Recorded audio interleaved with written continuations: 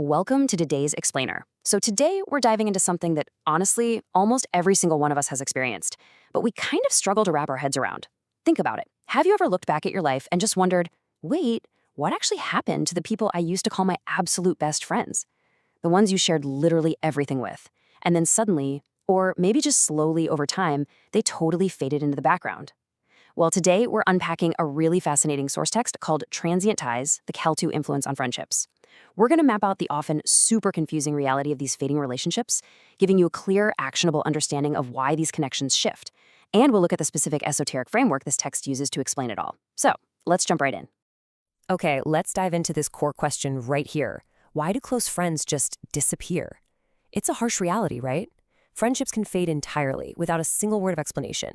And, you've probably experienced this yourself. People who once felt incredibly close to you just vanish. And it's so frustrating.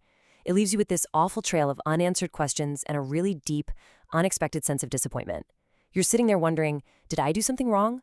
Was this friendship even real in the first place? We're really going to look closely at why this happens and validate that very real emotional experience you've had when the people you completely counted on just slip away.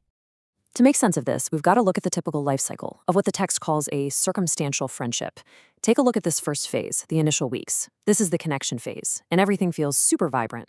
You're brought together by, say, a shared class, your workplace, or maybe a specific hobby. But then, as we move across the timeline to months later, we hit the distance. Friends start becoming increasingly detached. What once felt really meaningful slowly loses all its warmth and closeness. And finally, years later, we hit the disappearance. The connection is just gone. And the way this timeline is structured shows us that this detachment doesn't usually happen overnight. It's a slow, steady drift, where those bonds that once held you together basically just dissolve into thin air. Section 1. Alone in a crowded room. The paradox of social circles.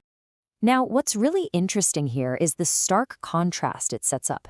On one side, we've got the quantity of friends, the illusion of a huge, bustling social circle. People are entering your life effortlessly, your phone's constantly buzzing, your calendar is totally booked. But on the other side, there's emotional fulfillment, which surprisingly is often completely lacking in these exact scenarios. You can feel incredibly isolated even when you're literally surrounded by friends, because a high quantity of friendships simply doesn't always translate into actual emotional fulfillment. You might be attracting these emotionally distant friends where the connection looks totally fine on paper, but genuine loyalty, emotional investment, it feels incredibly inconsistent. It's basically the textbook definition of being lonely in a crowded room. So let's break down exactly what this looks like in practice. Here are the symptoms of the fade, pulled straight from our source material. First, friends only appear during convenient times. They're totally there for the fun parties and the easy hangouts, but look at the second point. Their absence becomes glaringly noticeable when support is truly needed. You hit a rough patch and suddenly, wow, everyone's busy. Third, you realize these connections were based purely on circumstance, not genuine connection.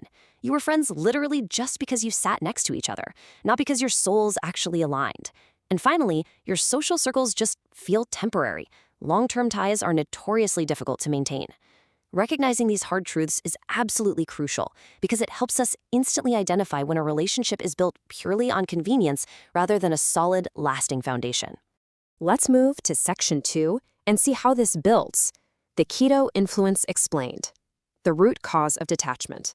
All right, so this introduces the missing puzzle piece, according to the text, Ketu and the 11th house.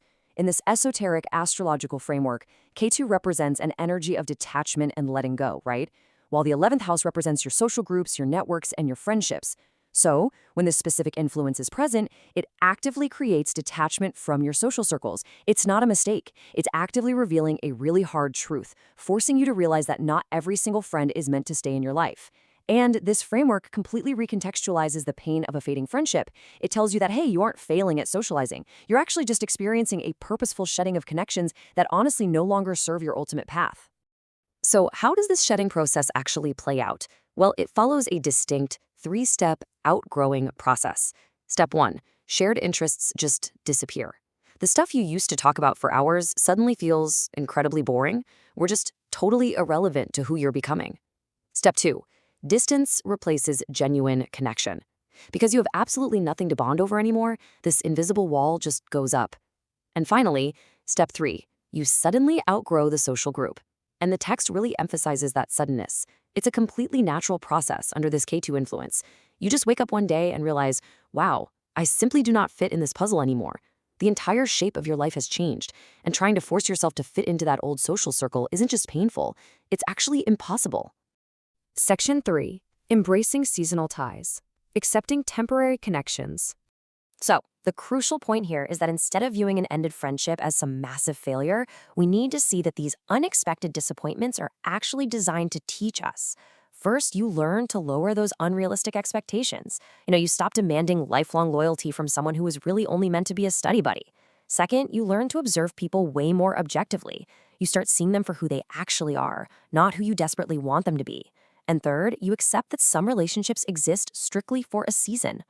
These lessons are huge. They offer us a clear path to emotional grounding and teach us that knowing how to let go is just as important a social skill as making the friends in the first place. And this brilliantly illustrates the ultimate takeaway from our source material today. Just listen to this powerful quote straight from the text. Not every friend is meant to stay. Some relationships exist only for a season, leaving lessons behind rather than lasting companionship.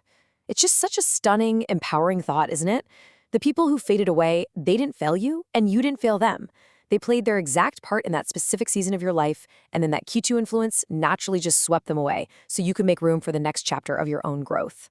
As we wrap up this explainer, I want to leave you with a final thought and a question to really reflect on. What lessons have your transient ties left behind? I want you to think about that one friend who faded away last year, or maybe that entire social circle you outgrew.